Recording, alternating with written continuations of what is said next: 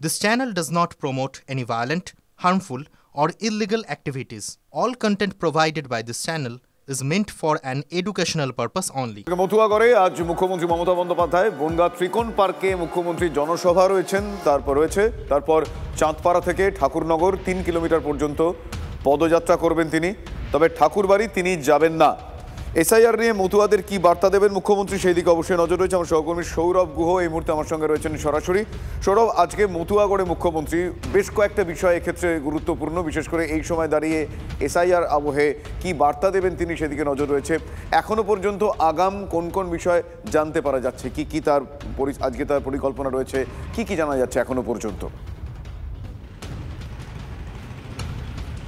শুভজিৎ, সুপ্রভাত। এবং প্রথমেই যে কথা বলবার যে এসআইআর প্রক্রিয়া শুরু হওয়ার পর এই প্রথম কোনো জায়গায় যাচ্ছেন মুখ্যমন্ত্রী মমতা বন্দ্যোপাধ্যায়, তৃণমূল সুপ্রিমো মমতা বন্দ্যোপাধ্যায়, এবং সেটা কোথায়? সেটা মতুয়াগড়, মতুয়াদের অন্যতম ভর কেন্দ্র বনগা ঠাকুরনগর, সেইখানে যাচ্ছেন তিনি।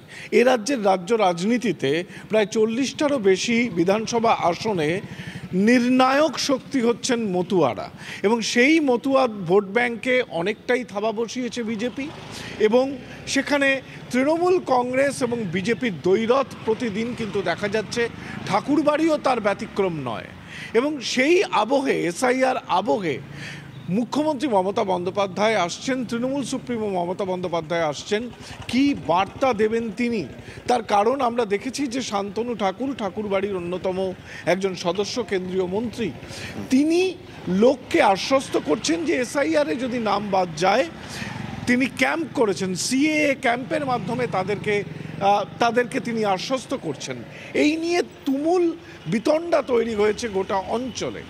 সেই পরিপ্রেক্ষিতে এসে মতুয়াগড়ে অর্থাৎ যারা নমশূদ্র বাংলাদেশ থেকে এসেছেন বিভিন্ন সময়ে, তাদের নাগরিকত্ব বা ভোটার লিস্টে তাদের নাম না থাকা একটা বড় রাজনৈতিক ইস্যু।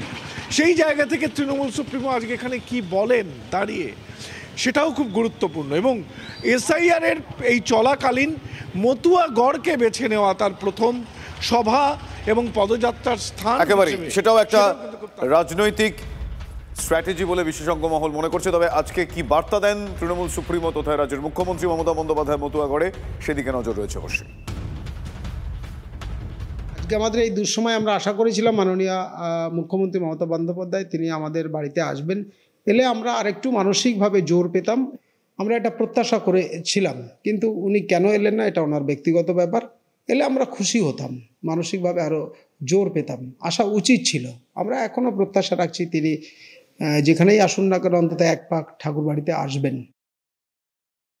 মমতা ব্যানার্জি বনগাঁতে মিছিল করবেন, তিনি মূলত অবৈধ অনুপ্রবেশকারীদের জড়ো করবেন, আর আমি সাঁইথিয়াতে মিছিল করব রাষ্ট্রবাদী দেশপ্রেমিকদের সাথে নিয়ে।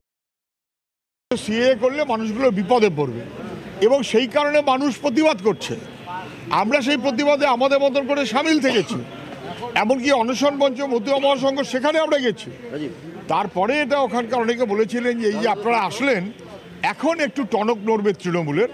দেখা গেল 12 দিনের মাথায় তৃণমূল গিয়ে হাজির হলো, এবং শেষমেশ এখন মমতা ব্যানার্জি যাবেন ভয়ে চাপে। দিদির সঙ্গে ভোটের সম্পর্ক, ভোট শেষ, দিদির সঙ্গে গল্প শেষ।